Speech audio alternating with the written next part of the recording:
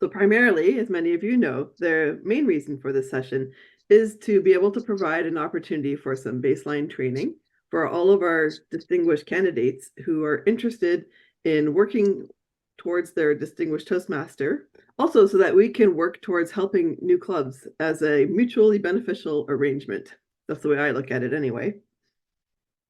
So we are going to have, as the agenda says, a keynote speaker this morning, and then we're going to have two sessions, one for sponsors, club sponsors, and one for club mentors. This is a joint effort between the Club Extension Committee and the New Club Welcome Committee, as there are two parts to the process. The sponsors who work with the clubs as they are first forming and heading towards being chartered, and then the mentors who will help the clubs from the point of chartering for the first year of their existence. Having these supports really increase the likelihood that these clubs will get a great start and stick around for a long time.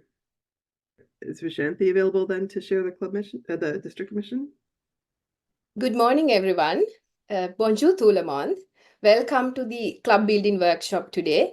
Before everything, I would like all of us to remember our district mission. We build new clubs and support all clubs in achieving excellence. We build new clubs and help all clubs in achieving excellence. Today, we have a truly remarkable keynote speaker joining us. Someone whose work has profoundly impacted the public speaking and leadership world. Our speaker is not only an expert in the field, but also a visionary leader, an innovator who continues to inspire many of us with her insights, dedication, and forward-looking approach. Pat Johnson joined Toastmasters International in 1983 in rural northern Manitoba. During her 4 decades of continuous learning and membership in Toastmasters, she has spoken in a long list of countries around the world as a keynote speaker and educator. Pat's professional career was in adult education within the corporate, government, and not-for-profit sector, where she was responsible for providing training needed to support employees being successful in their roles. Pat served as District 21 Distinguished District Governor in 2001 and 2002, and International Director from 2004 to 2006 from Region 1. Her leadership journey culminated when Pat Johnson became the International President of Toastmasters International for the program year in 2010 and 2011. Pat's servant leadership journey continued even after this most prestigious role. She was the Learning Master Manager for the curriculum design of the Pathways program, District Host Chair for International Convention in Vancouver in 2017, and the writer of the book, Building and Sustaining Vibrant and Sustainable Toastmasters Programs in Corporations. When the COVID-19 pandemic hit the world, Toastmasters International had to pivot promptly and equip our district leaders to navigate the challenging world successfully. Pat stepped up again. She served as Region 10 Advisor for Europe and the United Kingdom in 2010 and 2021, and Region 2 Advisor for Northern California and Nevada in 2021 and 22. As a result of this incredible service to our global community, Pat was a recipient of Toastmasters President's Citation. Most recently, Pat co-chaired the International Disciplinary Committee that supports the Board of Directors during the period from 2023 and 2024. A proud Canadian, Pat is currently a member of Rise and Shine Club in Victoria, BC. My dear fellow Toastmasters in District 61, please join me in welcoming Distinguished Toastmaster Pat Johnson. Thank you so much for that long introduction. I'm going, did I do all that? But thank you so much. First of all, bonjour, and thank you for the invitation to be with you today. I I feel like I should rewrite my presentation, and I probably will on the fly this morning, because as I look around this gathering, I go, half of you could present this better than me probably, and certainly have lots of experience. So I hope that we get to share some ideas and experiences during our time this morning. So while I still belong to a club in Victoria, I've recently moved to Nova Scotia, so I'm 1 hour ahead of you, but much closer than I was when I was in Victoria. So welcome to each one of you, and congratulations for stepping up, raising your hand and saying, I want to be involved in being a sponsor or a mentor for new clubs. This is what I feel like keeps us alive and keeps us recognizing the foundations that are so important to our program, and how critical we are to supporting those brand new structures, those brand new clubs and members to being successful, and more importantly, to being sustainable. And that really, in my opinion, rests with the sponsors and the mentors. When I work with sponsors and mentors personally, I ask my sponsors to also stay for an entire year, because just think of the cycle. Just think of the cycle. Think back when you joined Toastmasters. What did you know? You didn't know what a DTM was. You didn't know what a DCP was. You didn't know what Easy Speak was, or Free Host Toast, or what a Toastmasters role was, a GE. Like, we have all these words. What's renewals? What's proxies? What's elections? How do we do that? What do you mean an area director visits? Who's that, and why are they visiting? Those are all the things that we have to support these brand new people in understanding. And because some of them are only annually happening, doesn't it make sense that they're fully supported at least for one cycle? I have to say, from my experience, the number of new clubs that I see that don't make that transition from 6 months to 12 months. And I go, what happened? And I suspect, and I don't know this is a fact, but I suspect that they were left on their own before they were ready, that they didn't know how to do renewals. They maybe didn't know they had to do elections. They didn't know that they had to send in club officer lists, or actually get a bank account so that they could do business with Toastmasters. So those are some of the things on your plate as you take on this exciting challenge. But before we delve into that, I know some of you are going, yes, I know all of that already. So good, you're going to be a great support in this group. Before we go there, I want to talk a bit about learning through leadership. And this is something I'm very passionate about. Gina will be able to relate to this, because Gina and I know one another well for a long time. A lot of those decades that I've been around, Gina's been there also. But when I think of Toastmasters, what keeps me fresh and excited about it every day is that we're always learning through leadership. We know that learning never stops. The only way it stops is when the learner stops. So if we're willing to stay in that learner mode, there'll be plenty of learning for us, whether it's tweaking the way we do things, it's meeting somebody that has a different way or a different approach, and we embrace that, or we go exploring options, or we do that reflection for ourselves going, did I do a good job in that? Or could I do it better? Could I do it differently? What if I mix it up some? So keep it fresh for ourselves. So when we learn through leadership, I often, this is my term of reference for Toastmasters. People call it service. I call it learning. Dr. Ralph Smedley said that we learn best in times of enjoyment, in moments of enjoyment. And the word he used was we learn. And we are a not-for-profit education organization. So I look at myself as a student of the Toastmasters program, and I'll tell you what, there's still lots to learn for me.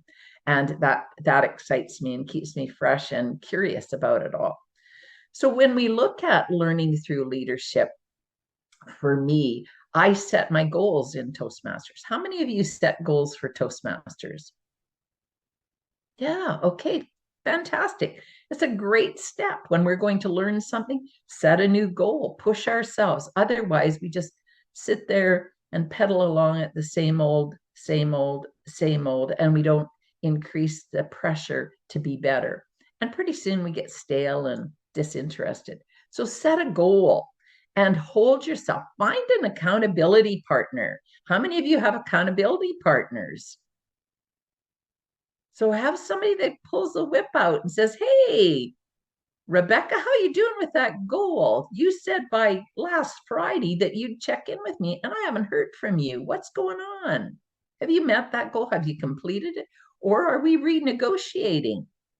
So set a goal, have an accountability partner, have one you can negotiate with, but don't have one that's a pushover, right?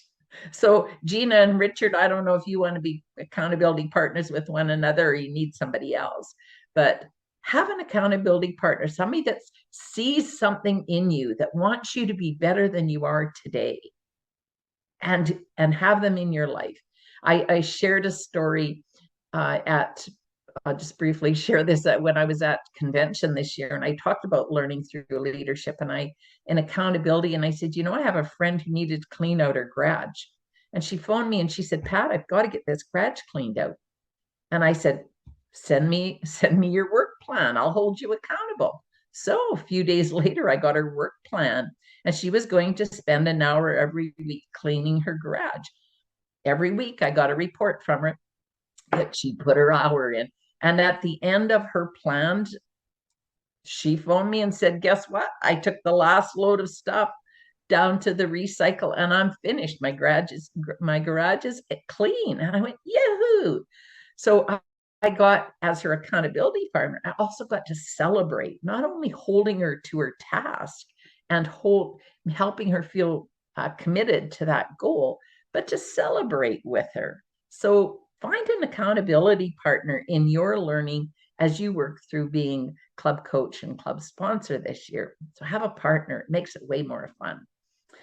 When we look at Lencioni's, when he talks about ideal team players and an ideal team, he talks about building a team and having trust in that team. So you can build your team, whether it's this large team or your one-on-one, and having accountability, making the commitment to your goal. So is the goal your learning? I hope so. And is the goal to get that club chartered and well on its way to be sustainable? I hope that too. So there's a couple of things that you can look at in this exercise and this project that you're taking on, is that there's you to look after as the learner, as well as all that you can share with that new club, because you're a learner and because you're also learned. So we want to have both of that going on. So I have a few questions to start, and because I don't know all of you, and I'm curious if you could write your answer in the chat box, that would be absolutely fantastic. And I'm going to watch it go whirling by my eyes as you all put your answers in there, but I want to have a look at this. So I want to know, why are you doing this? Why did you raise your hand to be a sponsor or a mentor? What is in it for you? And if you just write it in the chat, some of you will be fast typers, so you'll show up early, and some of you will, okay, sharing my experience. And joy, yes. Service and smiles. Reach your DTM, yes. DTM, I'm looking to get my DTM and love helping. Develop your leadership skills, transfer some of your skills, DTM. Help share Toastmasters benefits, DTM. Continued skill development, joy of spreading. Reinvigorate my own passion, absolutely. Helping others, payback. Share my passion, learn new skills, work towards personal growth, reach deep. Okay, fantastic. So a lot of you are looking for that designation, Distinguished Toastmaster. Congratulations for you for setting that personal goal and then looking at this as a viable option of meeting that need. Oh, yes, sorry. I'm new here. What's a DTM? Thank you, Betsy. There we go. That'll be a representative of one of our new club members that doesn't know our lingo. Distinguished Toastmaster, which is the highest designation that Toastmasters actually awards, and it's made up of both speaking and leadership goals. And I see that Norma has posted more information for you in the chat box, Karen. So thank you, everyone. Congratulations for looking at your personal goals and how you can also gain during this process. What people amongst you, or which ones of you, know the person that chartered your club, that was a sponsor or mentor of your club? Anyone know the sponsor or mentor of your club? Just put it in the chat if you do. Okay, Lori knows the sponsor or mentor of her club. And Ron. Okay, some of you, I do. Some of you do. Okay. Okay, great. The interesting thing about sponsors and mentors, in my experience, is that they often go very unseen and unrecognized. See, the club I belong to was chartered in 1949. I have no idea. I wasn't even thought of then. And this person came along and created my Toastmasters club. Imagine the hundreds, maybe even thousands of people that have gone through that club. President's Distinguished Club since 1949. Like, well, it hasn't been President's Distinguished because we didn't have those designations. But imagine that unsuspecting Toastmaster that said, oh, I'll charter a club. Oh, I'll be the mentor for a new club. I don't have time, but I'll do it. And it was obviously some men, because women weren't around to help them out. But those men got together and created Rise and Shine number 331 way early. And here we are still, you know, we're a club of 35 members. We're thriving, President's Distinguished. And we have those mentors and sponsors back in those days to thank for that. And down the road, somebody will be able to write your name in the chat box, just as they've written Sandra Gloss, Lori Hollow, Gina, and Jerry. You know, that's awesome. That's part of our legacy that we leave as Toastmasters, to have that, as well as giving ourselves an opportunity to give back. So given that you're involved and we know, well, and I'm assuming you're committed, are you all assigned to clubs yet, or club leads? Is everybody assigned an opportunity yet? No? No? Okay, great. So that helps. So you're here to train, and you're going to have extra training today. Absolutely. So what do you feel that you can bring to the role of sponsor or mentor? If you want to put it in chat, what do you bring, you personally? Experience? Okay. And if you're going to write experience, can you put a little bit more specific? Support, humor, energy, brainstorming. Okay. 6 years experience, leadership, motivation. Okay. Guidance, tips, passion. That's a good thing to bring. All of the other things also. Coffee. That would be, yes. Okay. So Ron has built multiple clubs, knowledge of the program. Yes. So all of those are really important to bring passion, to bring vision. You've got experience. It is really important that we bring all of those things, that we're hungry to learn ourselves. And so we're digging into things. I know that the Toastmasters program is always evolving. And I often have to pull up the new programs and review them. I look at mentoring materials. I look at sponsoring materials to refresh myself, because I think, is it still the same? And I love the new coaches program, which is another whole part of this. But It's sponsors and mentors to review our responsibilities. And although it doesn't talk specifically about it, I'd love you to put sustaining that club on your list of to-dos. So yes, and having the hunger to do this and caring about that future of Toastmasters, because we can build that legacy in Toastmasters for ourselves, but also our district and those members that come behind us. We never know who was going to walk into that Toastmasters club that we form and that we sponsor and mentor, that may go on to do fantastic things, both in their personal lives, their community lives, their public lives, their work lives. We don't know, but we can contribute in that way at a high level. So thank you for bringing all that you bring, your experience, and that's great as a group as well. And all your other skills, the transferable skills that you have from work, from your personal life, like problem solving, brainstorming, all of those are transferable. Persistence, commitment.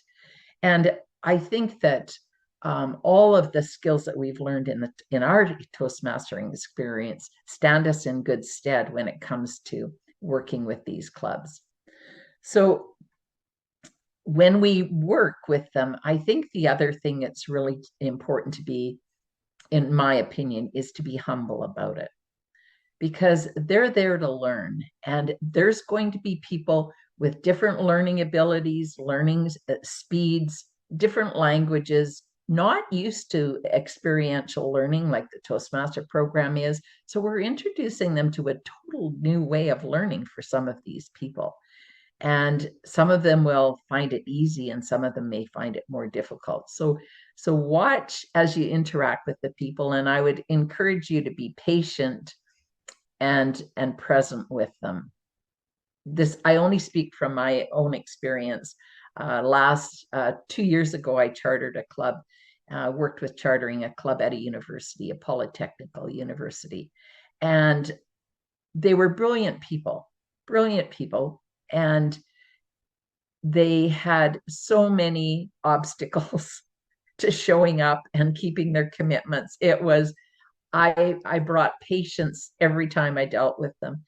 But at the end of it, I just felt so connected to them, because I got to see, as you will, a peek into their lives and their challenges, but yet their desire to continually improve. And that's what inspires me. The other part of the skills that you bring and the knowledge that you bring that was mentioned is the knowledge of the Toastmasters program. And this is so important, because I used to say to my staff when we were in learning and development, I'd say it's really important that we really understand something, because when we really understand it, we can make it uncomplicated. We can make it simplistic. We can explain it in very basic levels. And that's a good place to start, because we've got so many layers in the Toastmasters program to explain and help them be aware of, as I mentioned, a while ago, about all the things that they need to learn for 1 year. So congratulations, and continue your seeking of understanding the Toastmasters program. Be really versed in pathways so you can explain why they would pick one path over another, how it would work, what skills they're building, why level 1 is different than level 3 or level 5, and how that progresses through. Dig into these things that you may have known, may have forgot. For me, sometimes I put stuff way back in my memory, and then I read it again and I go, oh, yeah. And it reminds me that I actually knew that, but I didn't have it forward enough that I could share it. And that's one of the things that I love about sponsoring and mentoring a club, is because I'm going, oh, yeah, I even knew that. I knew that already, but I kind of put it away and forgotten about it. So keep working on your knowledge and exploring that as well. I want to talk about some very specific things. If I'm going to switch tracks for just a moment here. Some of the things to think about when you start working with a new group. And this is something that I do to prepare. because I think it's important to set the path and set expectations and set clarity on what's happening and how it's happening. So I always ask myself, am I ready to begin as I intend to continue? So begin as you intend to continue. Because if you start down this way and you decide you're going to go this way, that can be very confusing for people that are just learning. So be very clear on how you're going to run those sessions when you're sponsor and mentor. What's your agenda going to be? How is it going to? Are you building in an education component to each of your meetings when you work with them? Are you helping them set the agendas, or are you having them do it and send it to you? All those things when you're mentoring that you've got to be really clear on. Same as sponsors. Who are you talking to and how are you talking to them? And what are you talking to them about? So figure out, make your plan and then work your plan. I know sometimes we jump into these roles and think it'll just unfold. It will, but it might not be the way you want it to unfold. So make a plan and work the plan. Another thing that I think is really important as sponsors and mentors, because we're dealing with outside people, is to see yourself in partnership with them rather than I'm the knowledge person or I'm the authority, but look at it as a partnership, because they'll know a whole bunch about, if it's in a corporation, they'll know a whole bunch about their environment that you might not know. They might know about their community that you don't know. So you're going to have an exchange. So think of it as a partnership, and they're there to learn as you are. And you're going to bring some expertise, and they'll bring their own skills and knowledge as well. I think that it's important if we're doing sponsors and mentors in a corporation, that we really understand the corporation that we're working in. And I don't know if most of your clubs are going to be in corporates or if they're going to be in the community, but to speak about corporate for just a few minutes, we want to really be able to respect the corporation and their culture there, and look at how do they run it and how can they run it, because they're going to have restrictions. They might have firewalls that they have to deal with. They might have hours of work. They may or may not be supported to attend during work hours. They may or may not, even though they're meeting in a corporate building, be supported by the corporation. So those are things that you really need to find out to understand the environment and what's going on. The same challenges exist in a community club, of course, because you're looking for convenient meeting times and does it work, and meeting spaces and helping them solve those problems perhaps. So we don't always have a clear list of things that you're going to have to do as a sponsor and mentor, because there's guidelines, but there's loose boundaries on those as well. Really value highly our product and watch our language and our attitude when we're with brand new Toastmasters, because we want to build it sustainably and that they're going to be there for a long time. So sell more than just the club experience. As a sponsor and mentor, expose them to the Toastmasters possibility of sitting on an international board, speaking on a world stage, being an international president of an organization or a board member. That may be something that they aspire to in their personal life for personal experience and growth. So let them know all the leadership development roles there are: area directors, division directors, the district team, public relations, finance manager, admin manager.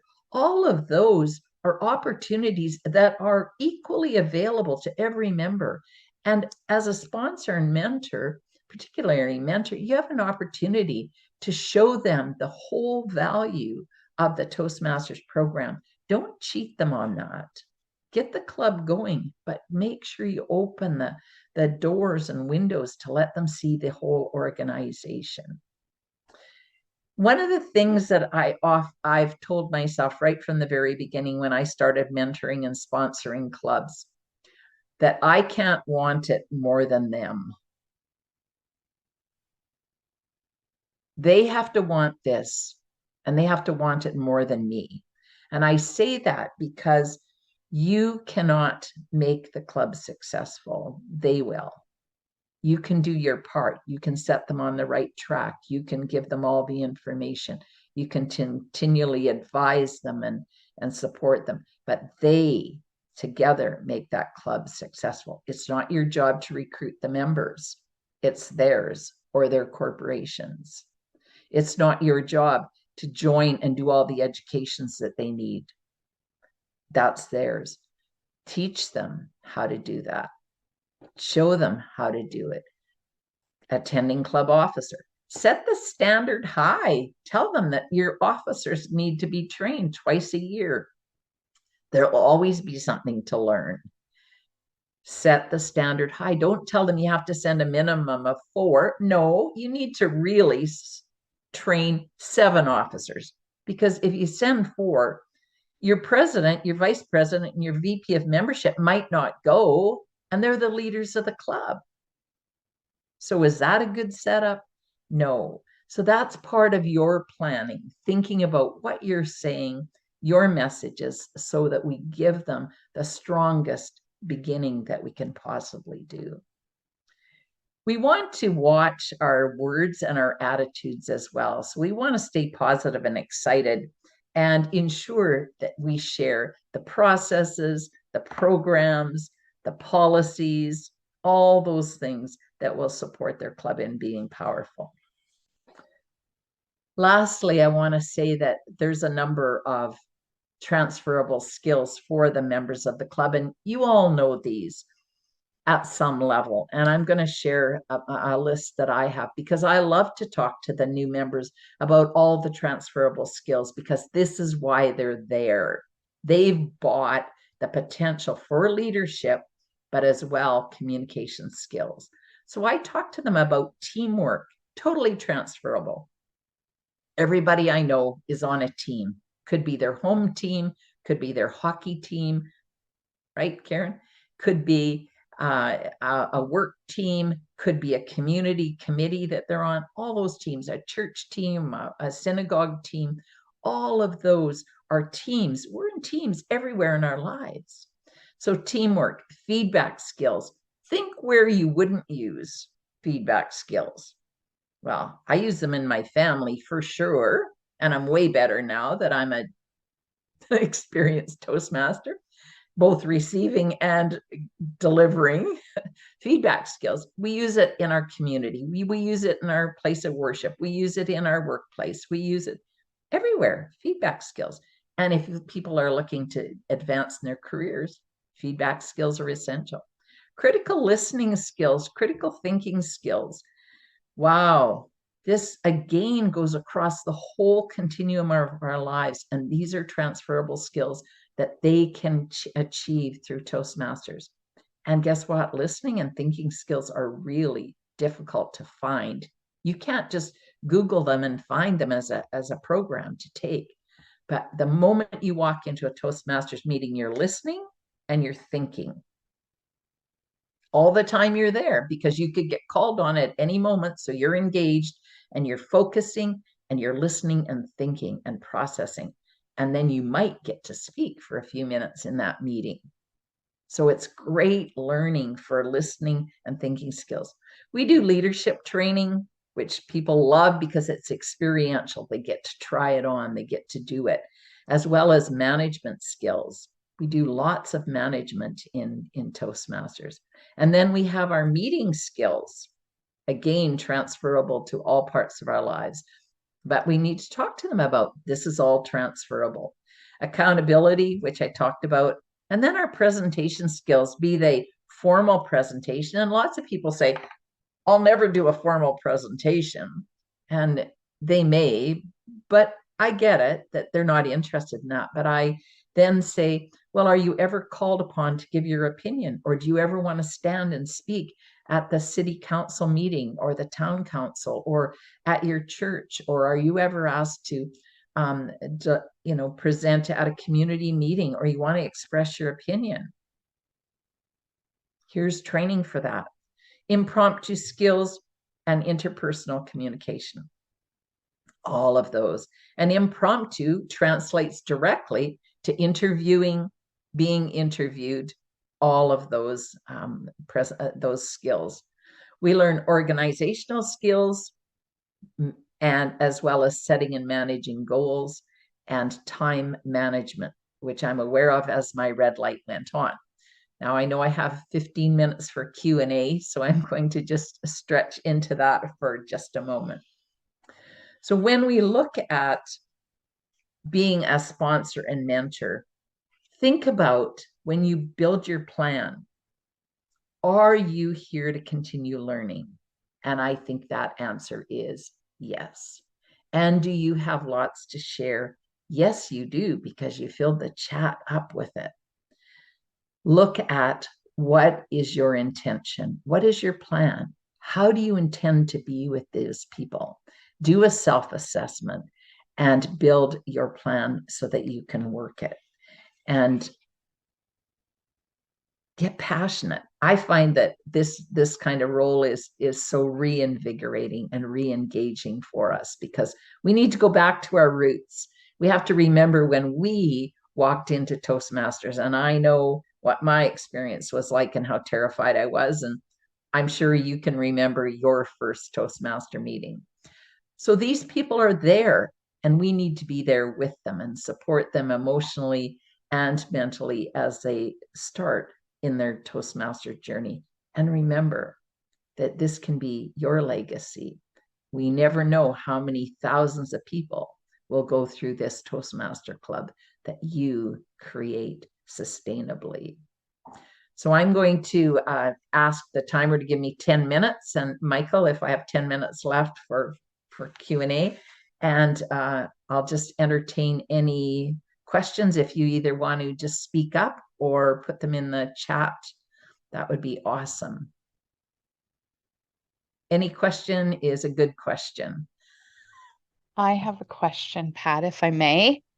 Thanks so Yes. much for your presentation so far, really insightful.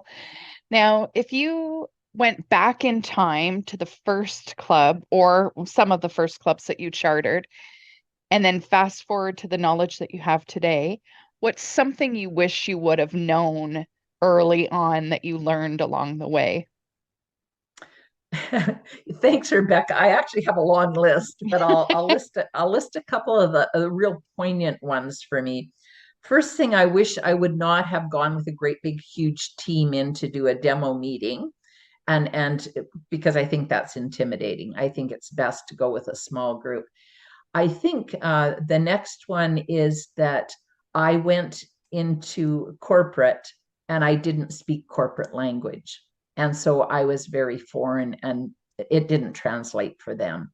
And I tried to get a community structure to work inside a corporation. And some of you know, as a result of that, I ended up writing the book, because I couldn't sell to corporate because I couldn't talk to them the way they could understand. They didn't understand experiential leadership learning. They didn't understand that there was no instructor at the front of the room. They didn't understand peer learning. They didn't understand no pass or fail. So all of those things I learned that I had to explain when I was both a sponsor and a mentor, as well as making the sales calls.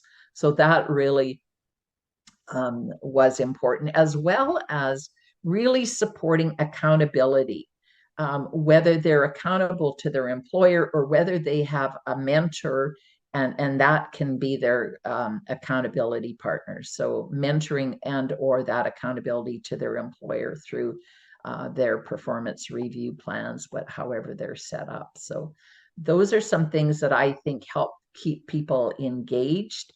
And the other thing that the last thing I'll share, Rebecca, on a long list that I have, is that sponsors and mentors must stay longer than just getting it chartered. Like a sponsor on paper can walk in, charter a club, because I've chartered a club in 1 hour. And I could legally walk out and claim sponsor and get it for 1 hour of time. There were 30 people in the room. They all signed the papers and the club was formed in an hour's time. And as a sponsor, I could walk away, but isn't that irresponsible? Now my two sponsors are sitting, or my two mentors are sitting there with 30 people flat-footed that don't know anything to do. They know nothing. So I think it's the responsible thing for a sponsor to stay minimum of 6 months and partner with your mentors to carry that load of 30 brand new people. So next question, I see Thank you for that. Devinder. Devinder has your hand up. Yes, Devinder. Yeah, hi, Thanks, Pat. Rebecca. Thank you very much. Yeah. I've just helped to charter a corporate club, and now I'm in the mentor phase. And one thing I've realized in this morning is, yes, it's going to be a 1-year commitment as a mentor to make sure they go through the full cycle of all the activities. And I'm finding the biggest challenge right now is integrating the corporate club into all the support system that is provided by the district. The club trainings, like you mentioned, we have the our fall celebration coming up, which is another training opportunity.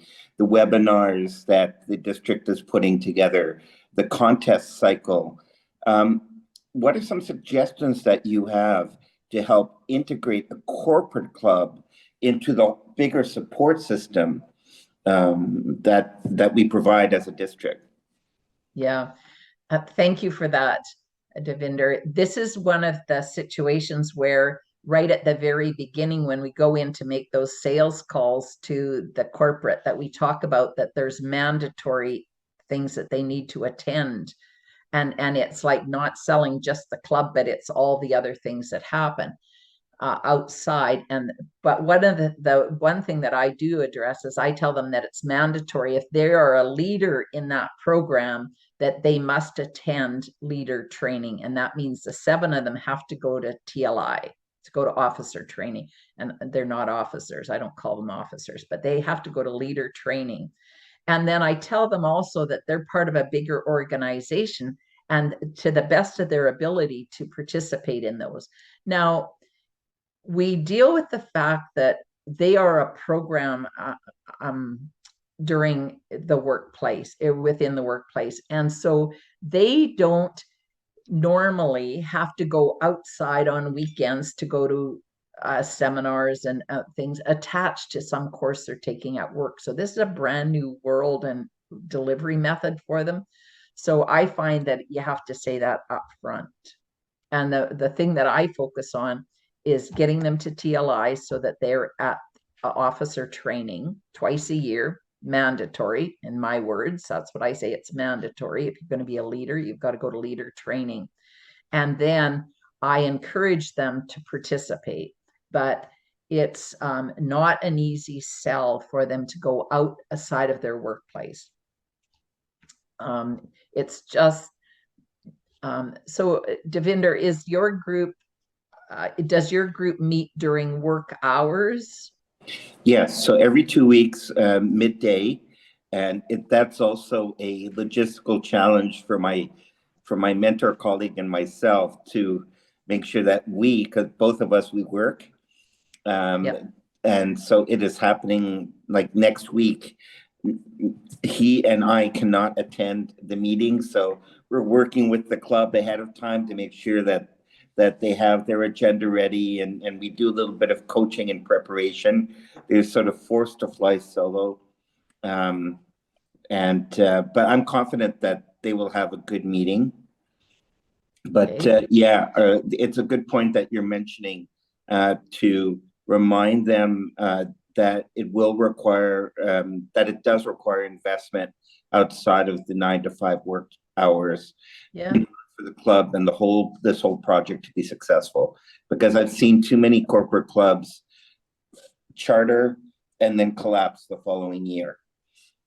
Well, yeah, and I think I mean this is a much bigger conversation, Devinder, but I think the thing is to sell it as a learning program to the corporation rather than a club, and that they are responsible for, the corporation is responsible for this. And so then they tell their employees, you're part of this, you're the one of the leaders in the group, you have to go to training. So you have to have that buy-in from the corporation and that partnership to make that happen. So however you can, if you can go back and get that established, but there's a whole bunch of other stuff that goes with that, but you could start with talking to the members. The other thing I would like to say, because of my recent experience with having 25 brand new people that didn't know anything, and there were two of us mentors, that we had a backup. We had a backup person that could always be there. We never left them unattended, because as soon as they ran into a problem, they just made something up, and then that became their way of doing it, because it was their default of how they did it in their environment, and it wasn't necessarily the Toastmasters way or our process or our structure.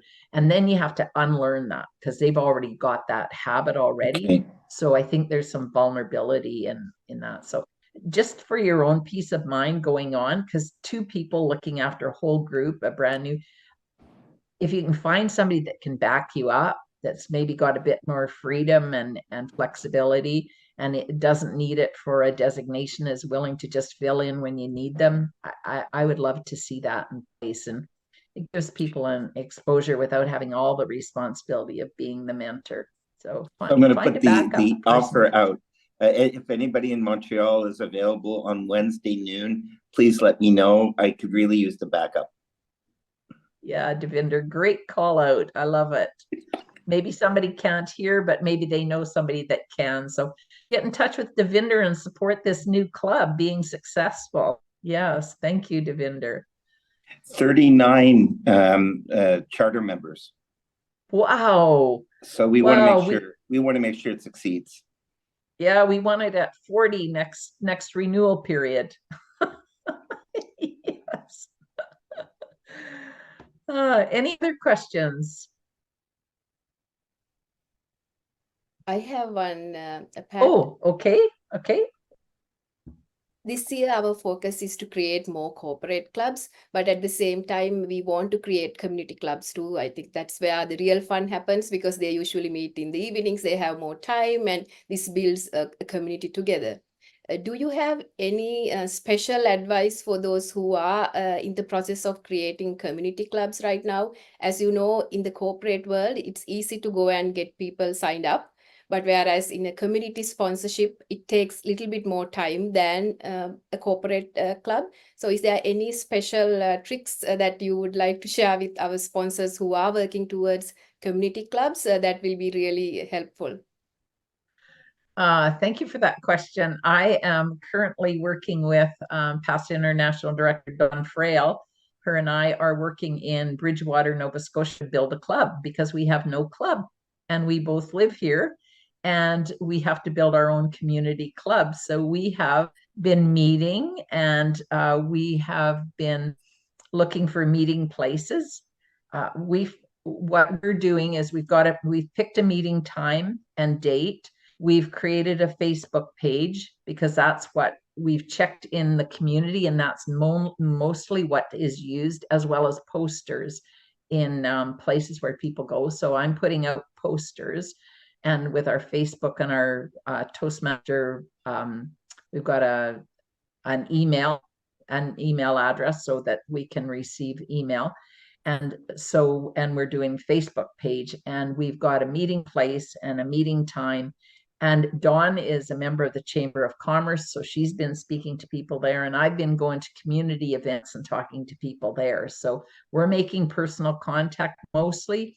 We've got about 15 people on the list right now that are interested. So in the next month, once we get our meeting place confirmed, we're going to have a meeting and go from there. So you really have to put effort into it. You have to have that place for people to come. Think about accessibility, parking, all of those things.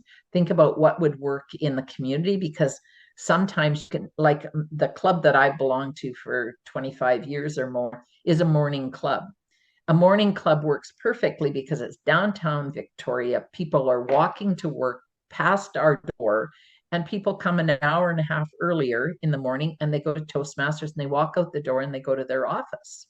Now, that changed a little bit during COVID. We were online, of course, but after, we went right back to in person, and we were down to like 12, 15 members during COVID. We immediately went right up to 30 again as soon as we went back to in person, because again, people were walking by our doors, and we're full of young people, because our target is young professionals. I'm the grandmother in the group. So you really understand your demographic, who you're attracting, where you are, what your time of day you're picking, what works in that community. Check out social media, what works. In Victoria, we meet up, and that got us, the vast majority of our young people came through Meetup.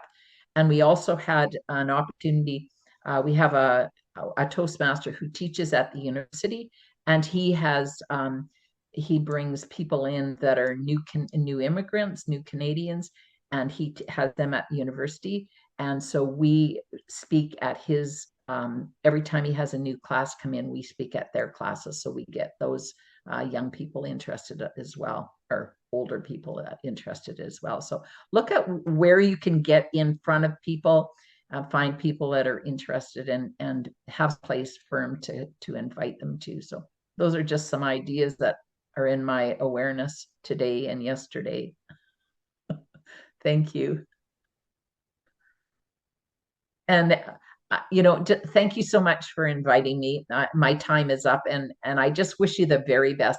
Feel free, feel free to contact your club growth director or Gina, and they'll share my email with you. If you have questions, I would gladly speak with you and brainstorm with you, or support you in anything. So thank you again.